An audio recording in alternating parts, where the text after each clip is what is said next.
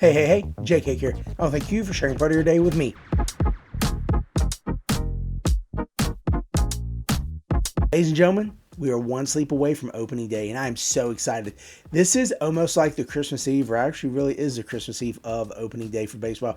It's exciting. It's exhilarating. You have to get stuff ready. Fantasy teams, if you have work tomorrow, feel bad for you because I do too.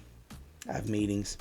But I'm going to have it up in the background, so any people I meet with, you're only getting half my attention. But the point is, we are going to have baseball for the next 180 days, even more than that. And I'm excited. I'm pumped. I'm ready. First, we have to talk about the Dodgers, and you know we have to talk about Ohtani. But let's go ahead and talk about their journey to the World Series last year. They were able to have a record of 94-68. That is best not only in the NL West, but also best in baseball. That allowed them a first-round bye, so no wild card for them. In the NLDS, they met up with the second-place team in the NL West, the San Diego Dads. They almost let Vegas win by keeping it close, but still came out on top 3-2 in that 5-game series. Then in the NLCS, they met up with the New York Metropolitans. It's a good thing they weren't playing blackjack because the Dodgers kept getting hits, scoring 46 runs over that 6-game span where they were able to come out with win 4-2. Then for all the marbles, they met up with the New York Yankees. Apparently Aaron Judge was trying to get on the gambling with Ohtani and dropped the ball thinking he was playing craps. It did land on a 5, meaning the Dodgers were able to erase a 5-0 lead that the Yankees had. So again, putting up 5 in that 5th inning in Game 5. They went on to win, and eventually the series 4-1. Very unfortunate, but it is what it is. The Yankees will hopefully be back. This would not be a Dodgers video without mentioning Ohtani, so we will talk about how he led the team in everything.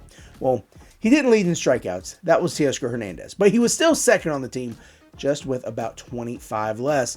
But it wasn't super close with anything other than walks, which second was Freddie Freeman, was just 3 less with 78.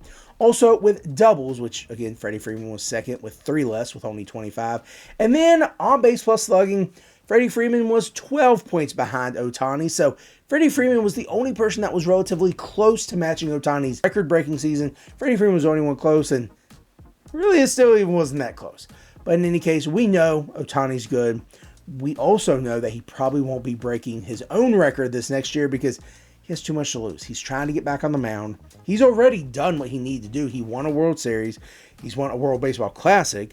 He has been MVP, unanimous, so I think he's going to sit back and chill. I don't think we're going to see 50-plus home runs. I definitely don't think we're seeing 50-plus stolen bases, but definitely a 30-30 season. Moving on to someone not named Ohtani, we did mention this person earlier. Teoscar Hernandez did lead the team in strikeouts, but he also had I guess what you would call a bounce-back season. He spent a year in Safeco Field with Seattle Mariners and obviously saw his numbers drop, but he was still very productive. However, when he came over to the Dodgers, holy cow, he saw some really good numbers. Numbers like he saw in 2021 where he was a phenomenal player. In fact, I actually had him on a fantasy team in 2021. I was super happy with his production, but didn't think he was going to last. I thought it was just kind of flash in the pan. Well, he's good. So he saw a bounce-back season, which really wasn't a bad season to begin with, but he did even better. Then he won the Home Run Derby, and he won a World Series. He did all this over the age of 30. As we talk about the age of 30, we're going to have to talk about catcher Will Smith. Not the rapper, the catcher. Now this guy, oh my gosh, he had the worst season of his career in 2024. Imagine this. 24 home runs, 75 RBIs, 106 strikeouts, and a batting average less than 250. It was 248. Terrible. While this is only a joke, all the numbers are statistically true, and they are the worst of his 4-year Major League career as a starter, hitting 130-plus games. Now, that still leaves him in the top 5 for catchers in all of Major League Baseball. So the fact that this was a down year for him only shows how talented he is, but also this Dodgers team is they can have such a terrible performance from one of their hitters. They still manage to go to the World Series and win. Moving from one guy who had a down year because he just has been so good the previous 3 to a guy who had a down year because he missed time due to an injury. Max Muncy has never been a sexy hitter, but he's always produced. So in only 73 games last year, due to an oblique injury that kept him out for a period of time, he still produced half of what he used to, but all of his percentages went up. Batting average, on-base percentage, slugging, and on-base plus slugging. So kind of a blessing and a curse. In his stead, there was a platoon of Kike Hernandez and Mr. Miguel Rojas. I want to talk about Miguel Rojas. This guy started with the Dodgers back in the day, went to the Marlins, now came back to the Dodgers. At the ripe old age of 35, Miguel Rojas was able to hold his own at third base, playing 100 plus games, hit 280 plus, contribute in all categories except triples. He didn't have any triples, but putting himself in scoring position, having at least 25% of his hits be doubles, 21 doubles, and about 85 hits. Somewhere around 25%. He is definitely someone who the Dodgers are going to be able to count on as a utility man moving forward, because Max Muncy is healthy again. They do have Kike back. They brought in Edmonds. So tons of talent. And the fact that your utility man is someone who did so much for you in the absence of one of your stars, man, this Dodgers team is good. We thought the hitting was good. The pitching is even better. Now, no one technically hit the 162 inning threshold, so no one was technically the best when it comes to ERA or WHIP, but you know we're still going to talk about it. Later for the 2024 Dodgers in innings pitched, games started, and wins was Gavin Stone. Yes, that Gavin Stone, the very well-known, very household name Gavin Stone.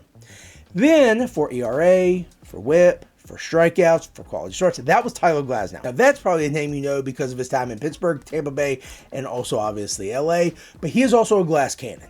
This man is absolutely phenomenal when he's on.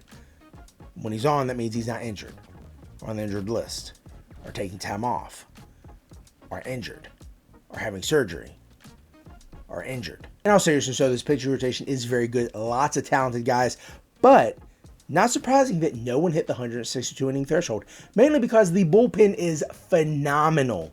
Bullpen might be better than the actual starting five, but let's talk about the starting five. They did not have to go as hard as some of the other rotations because of how strong the bullpen was. In fact, they only combined for 50 quality starts the entire year. And I want to reiterate that there were some teams like the Phillies who had a combined 70 plus quality starts from their top 4 guys. This Dodgers team had 50 total. And honestly, this isn't surprising because of the starters they had, the secondary starters or the swingmen. And then also we talked about the bullpen, able to come in after 4 innings or even 5. So the quality starts not necessarily something you're going to get from a lot of Dodgers pitchers, but you will get most of them from Tyler Glasnow, or at least you did in 2024 as he did lead the team. A guy who had have those quality starts with only 7 was Yoshinobu Yamamoto. In his first year over in the States, he did pretty decent. 18 games started, 7 wins, and 7 quality starts. He had a 3 ERA and a 1.11 WHIP, so he was able to do some damage, getting some strikeouts, but also staying in the games long enough to qualify for wins. And he's already on a good start this year as he was able to go 5, striking out 4 with the win in the Tokyo series. He's able to continue the strong start through 2025 and hopefully hit more games started than the 18, more quality starts than the 7, and obviously more wins than the 7, keeping his ERA down and his WHIP also very respectable at the 1.11. Another guy who's really excited to get back on the field in 2025 is Dustin May. Now, the last time he pitched was 2023 because of an injury that kept him out regarding his flexor tendon that required surgery. Now, after he recovered from the surgery, flexor tendon, he's okay, let's pitch again. One night he was having dinner, it was a salad, I believe, and he had some pain in his throat and his stomach the next day. He had an esophageal tear that resulted in having surgery that kept him out the rest of 2024. So this man is absolutely positively more than ready, even more so than me as a fan, more so than probably anyone else as fans or players, to get back on the field in 2025. He's ready to pitch in something other than simulation games, spring training, and against AAA affiliates. He's ready to get some real competition and get that first strikeout. He was so pumped when he got his first spring training strikeout. He is absolutely going to go crazy. I can only imagine when he gets his first regular season strikeout. And I'm hoping Dustin May does well, other than against my Yankees. Transitioning from someone looking to do well in 2025 after missing 2024, we're going to transition to a team that did well in 2024, and it's only going to be better in 2025. The bullpen for the Dodgers. In 2024, the Dodgers had 10 plus holds from 5 different guys, so they were not afraid to give multiple opportunities to multiple guys throughout this bullpen, and they all contributed with quality strikeout numbers. When it comes to the saves, there were 11 people that accumulated at least 1 save. Most of them did go to 2023 closer and 2024 closer, Evan Phillips. He had the most in both years. That's definitely going to change this coming year. First, because Evan Phillips starting on the IL, and second, because they brought in so much talent for this already strong bullpen. We brought in 2 former closers, or at least guys who have been in very high leverage situations with multiple teams. Tanner Scott with the Padres and the Marlins. Okay, the Marlins' high leverage situations might have been a random game in May where they're trying to eke out a win in the 9th inning with a 2-run lead. But that's big for the Marlins. Whereas you get to Kirby Yates, he won a World Series with the Rangers 2 years ago. So he's actually pitched in some high leverage situations. So those two are going to be 1, 2, 8th, and 9th. Probably going to be Tanner Scott closing the games out. But then they still have a few of their guys from previously who are only going to help bridge the gap to get to Tanner Scott. Hopefully fellas will be able to come back here soon. They also picked up some great pitching in the form of Mr. Blake Snell. They also picked up Roki Sasaki. Now Sasaki didn't do great in his debut. However, he was pitching in his home, pitching in front of a bunch of fans, pitching for a major league team against other major leaguers, so very different than KBO. So nerves are absolutely something to take into account there. So I think he's only going to get better. 3 innings, did have like 5 walks, so that's not sexy, but did strike out a few, so I think he'll be fine. They also brought in a big bat in Michael Conforto to play the outfield, and also Hae-Sung Kim, which sounds like Ha-Sung Kim, who played for the Padres, who now plays for the Rays. But Hae-Sung Kim was an option to AAA, but he is able to steal bases. He's able to get a few home runs here and there, and he's able to produce. However, where's he going to start?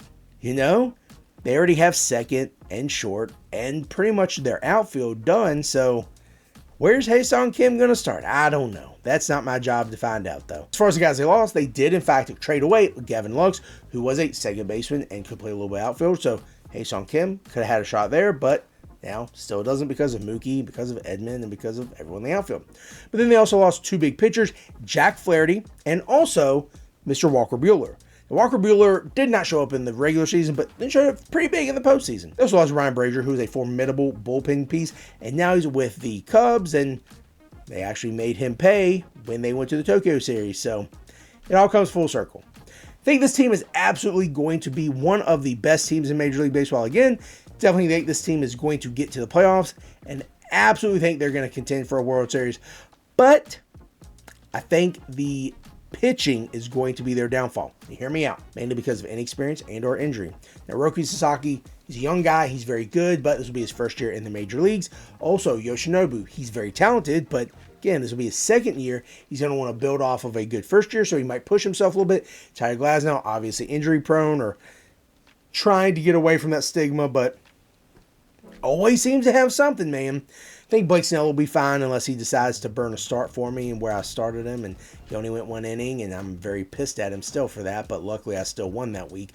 And then, of course, you have Dustin May, who might be so amped to get back into the games that kind of overthrows a little bit, and also he's been off for a whole year, so he might have a pitching limit. Then you might get Clayton Kershaw back. He might also get hurt again. You might get Ohtani back. He might get hurt again. So I don't know if this pitching rotation is going to be the very best. It's going to be what you need, but you definitely want pieces of the bullpen because they're absolutely going to be a ton of benefit for you. Well, that does it. 30 teams in 30 days. Exciting times. I'm pumped. I want to see my Yankees win tomorrow. I want to see them win 162 games in the regular season. I want to see them go undefeated in the playoffs. I want to see them be the only undefeated World Series champion, and that's going to be my prediction. Not going to put any money on that, but will be my very lucky, outlandish, bold prediction. I'm looking forward to spending every day for the next 180 days talking, thinking, living baseball. This is JK. I want to thank you for sharing part of your day with me.